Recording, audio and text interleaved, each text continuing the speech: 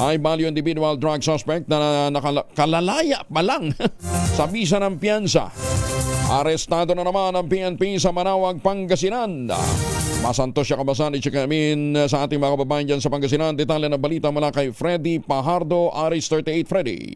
Masantos siya kapusan, Kuyang Angel. Balik kulungan ng isang high-value individual drug suspect matapos itong maaresto sa ikinasang by-bust operation ng PNP sa Manawag, Pangasinan. Sa ulat ni Manawag OIC Chief of Police Major Paul Peter Sison, ang pagkakadakip sa suspect na isang 46 anyos binata high-value individual na residente ng Manawag ay pinangunahan ng Regional Police Drug Enforcement Unit 1, Regional Intelligence Division, PDIS-OU1, PDEU ng PPO at Manawag Municipal Police Station, kung saan isang nagkunyaring buyer gamit ang marked money ay nakabili ng 2 plastic sachet na naglalaman na hinihinalang shabu na tumitimbang ng 50 gramo at may street drug price na 340,000 pesos. Nabatid na ang suspect ay dati na rin nakulong sa Baguio City dahil sa kasong illegal na droga na ito'y nakakalaya lamang sa bisa ng piyansa. Ngayon ay muling maharap sa kaso ng paglabag sa Republic Act 9165 o the Comprehensive Dangerous Drug Act of 2002.